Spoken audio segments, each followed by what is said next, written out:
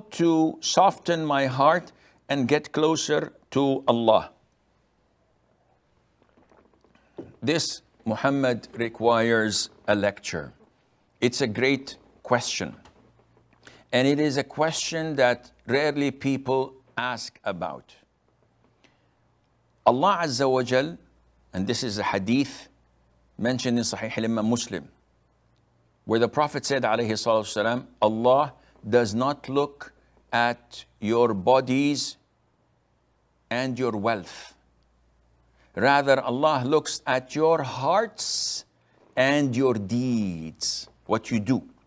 So what Allah looks at, what Allah evaluates at the end of the day is what is in your heart. And this is something no one knows about except Him subhanahu wa ta'ala.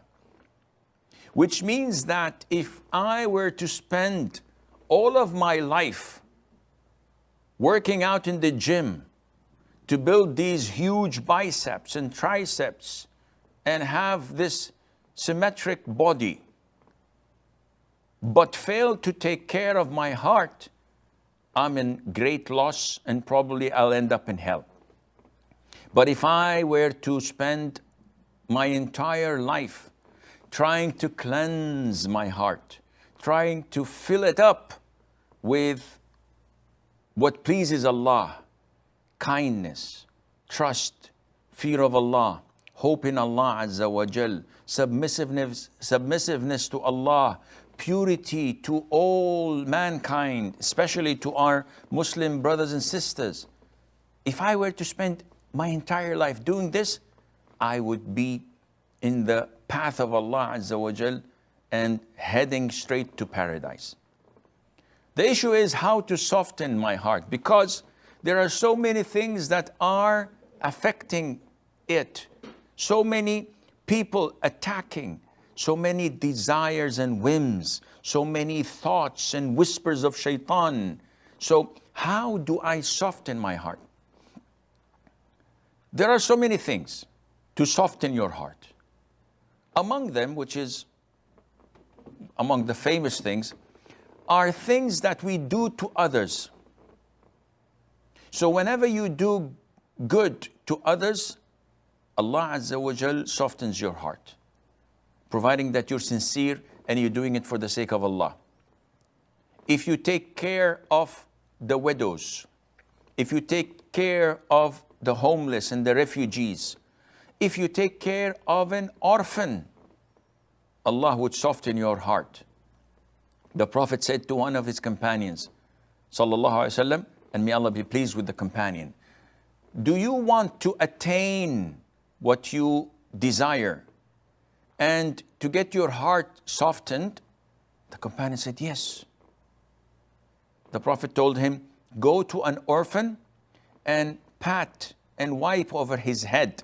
And this is a gesture and a sign of kindness and being merciful. When you see a 5-year-old or a 6-year-old orphan and you do this on their head and you hug them, they feel the love and compassion which they miss from their departed father. That's why he is or she is an orphan. The Prophet said, do this, alayhi salatu wasalam, and you will attain what you're looking for and your heart will be softened. So doing good to others softens your heart. Feeding the poor, the hungry, providing for them softens your heart. Among the most favorite things to do, and this is between you and Allah. See, doing good to others is between you and the people. Now, there are things that are between you and Allah.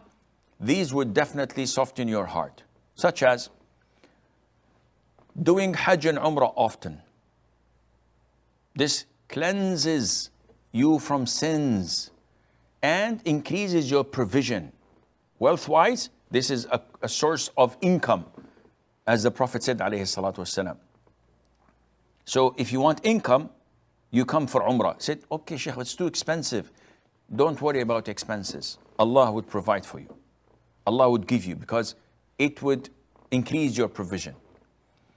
Also, Allah mentioned in the Quran that if you were to seek Allah's forgiveness, Allah would have mercy over you. So seeking forgiveness softens your heart, because when Allah has mercy over you, your heart is softened.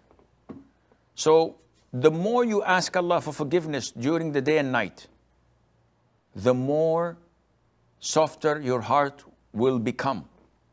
And every one of us must ask himself this question. Sit with yourself and ask yourself, how many times do I seek Allah's forgiveness per day and night? Today, how many times did I say, Astaghfirullah wa atubu ilayh? And you will find that maybe I said this 3 or 4 times when I made a mistake. So for example, someone said to me, I thought you said you were not coming. And I said, oh, astaghfirullah, I forgot. So I did not say it because I am actually seeking Allah's forgiveness rather than to apologize. The Prophet says, alayhi salatu wassalam, my heart is covered and I would seek Allah's forgiveness 100 times or more than 100 times. The heart is covered by negligence, by forgetfulness, and in our cases, you and I, by sins. So we have to keep on asking Allah forgiveness so it would become soft again. Not only that, Ibn al-Qayyim, the great scholar of Islam, asked his mentor, his Shaykh, Ibn Taymiyyah, may Allah have mercy on their souls. And he said, "O Shaykh, tell me, which is best, to glorify Allah by saying Subhanallah wa bihamdih, or to seek Allah's forgiveness by saying Astaghfirullah?" So Ibn Taymiyyah gave him an example that can be remembered and understood. So he said to him, when the garment is clean, putting perfume on it would be the best thing to do. If my garment is clean, it's white, it has no spots on it and no smell, perfuming it would be the best thing to do. But when the garment is dirty and soiled, is it logical to put perfume on it? No.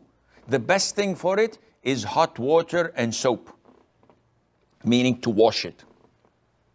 Now, Ibn Taymiyyah is telling Ibn al-Qayyim that if you have no sins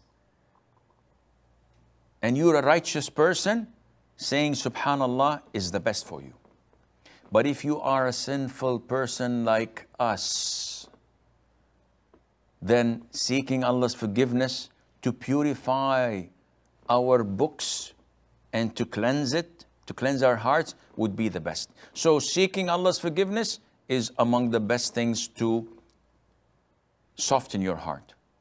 And then you can learn more and more from this biography of the Prophet ﷺ. When you read his life story, when you read how he suffered in his life for us, how he went out of his way to call people to Islam, his modest life, his humble way of living, his battles, whether on the battlefield or back home with the hypocrites, his life with his wives and with his grandchildren and with his neighbors and companions, this softens your heart. If you go in depth in the biography of the companions, this softens your heart. If you go in depth in the biography and the life stories and styles of the great scholars of the Salaf, this definitely softens your hearts. And the more you read the Quran, contemplate on it, read the tafsir, the more you will get closer to Allah and you will find that your heart is being revived. And as I said, this requires a full-fledged lecture. May Allah Azza wa Jal make our hearts soften to His instruction and